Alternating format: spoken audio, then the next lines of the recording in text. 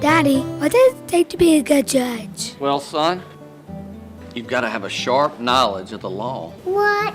It takes a sharp ear to listen, and it takes a sharp sense of fairness, a sharp understanding of the court procedures. Huh? You've got to have a sharp degree of good old-fashioned common sense. And most important, you got to be in bed at 9 o'clock, sharp. What? I love you, buddy. I'm Miles Sharp, running for Harrison County Court Judge, Place 2, and I would appreciate your vote.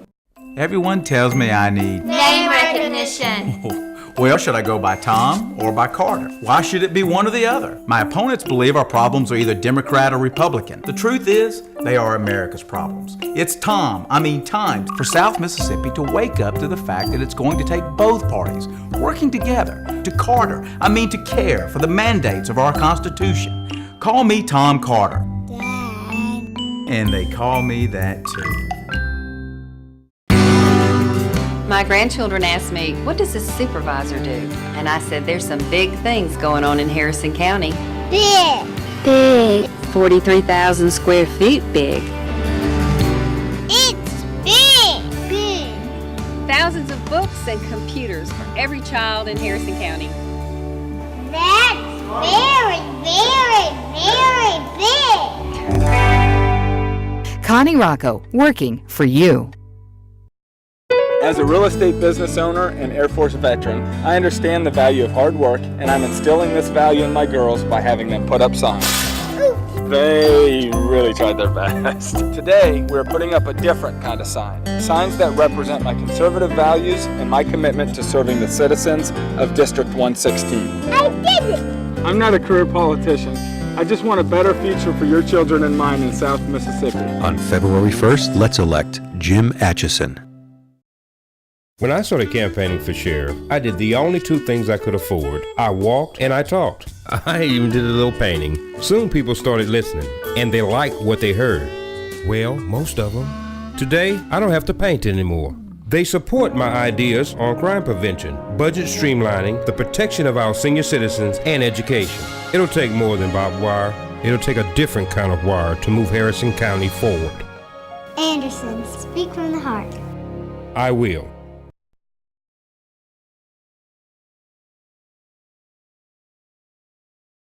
When it comes to Gulfport politics, our city councilmen each have their own agenda. I'm Ricky Dombrowski. Elect me and I'll work with the Gulfport City Council and the mayor with only one agenda: Gulfport's progress. This lighthouse has served as a beacon for Jackson County, symbolizing strength and guiding our citizens. Sadly, the Jackson County Sheriff's Office has lost its beacon of leadership to corruption and abuse of power. It's time we restore honor to the Sheriff's Office and the commitment to our citizens by putting their safety first, with respect for the rule of law as our beacon. Elect me as your sheriff, and I will continue to fight corruption like I have for 30 years. Scott McElrath, a sheriff you can trust. Chancery Clerk John McAdams believes the county's business is our business. So he's put the county's business online where we can see it. Land records, board minutes, audits. McAdams returned $1.9 million in fees to the taxpayers. He earned us $24 million in interest on county funds. And when a dishonest lawyer stole money from vulnerable citizens, McAdams stopped him and got back what was left for the victims. Let's make it our business to re-elect John McAdams. Guided by her belief that the people of Harrison County come first, Connie Rocco has fought the hard battles for small businesses and stands firm in her convictions for smaller government. Her tenacious attitude after Hurricane Katrina brought millions of dollars to the county. And when the BP oil spill monies were going to unaffected states, Connie went to Washington to say, No way. Connie Rocco is not afraid to tackle the tough issues nor answer the tough questions. On August 2nd, let's re-elect Connie Rocco, Harrison County District 5 Supervisor.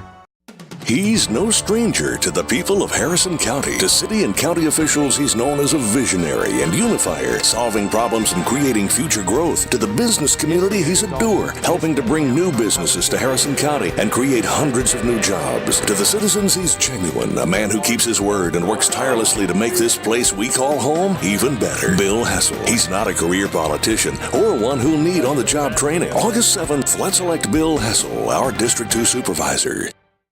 That There's an important job you may not know about in Harrison County, one that affects the judicial process, where misdemeanors and preliminary hearings for capital murders are handled. Choosing a new county attorney requires a proven prosecutor like Herman Cox. As assistant county attorney, he knows the job. As a former assistant DA, he tried more than 100 jury trials in just 3.5 years. He has almost twice as much experience as all the other candidates in the race combined. Let's elect Herman Cox, our county attorney. Growing up the son of a policeman, Scott McElrath learned about the values of honor, respect for the rule of law, and most of all, integrity. At 23, he graduated from the Mississippi Police Academy and has risen through the ranks with an impeccable record. From deputy to investigator to administrator, managing multi-million-dollar budgets, later becoming chief investigator for the district attorney. Scott continues to work tirelessly, fighting crime in Jackson County. Scott McElrath, a sheriff you can trust. There are those who thrive on challenge. Take Credell Calhoun. When his country called, he picked the U.S. Marines. In college, he earned a master's degree. And when he chose a career, he chose the Mississippi House of Representatives. Now Credell Calhoun is preparing for the biggest challenge of his life, to become the next mayor of Jackson and wipe out the gangs who placed us under siege. And for the sake of our city, may the best man win. Credell Calhoun for mayor. In 1979, 4 corrupt supervisors were milking Mississippi taxpayers to the tune of $1.6 million a year.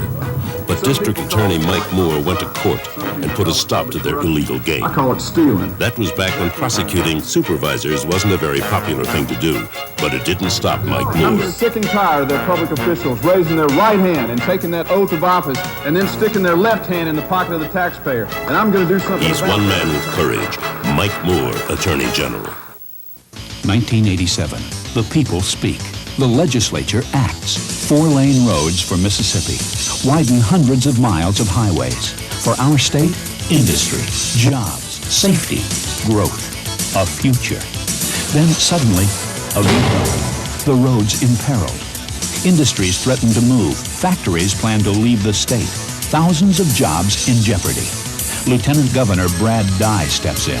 His message, save the roads. He has a majority, but he needs 2/3. Dye negotiates with legislators, dozens of meetings, countless phone calls. In the 11th hour, the Senate acts. A vote is taken. Dye and the legislature override the veto. For Mississippi, victory. The highways, saved. Because Brad Dye refused to take no for an answer. Brad Dye, our Lieutenant Governor.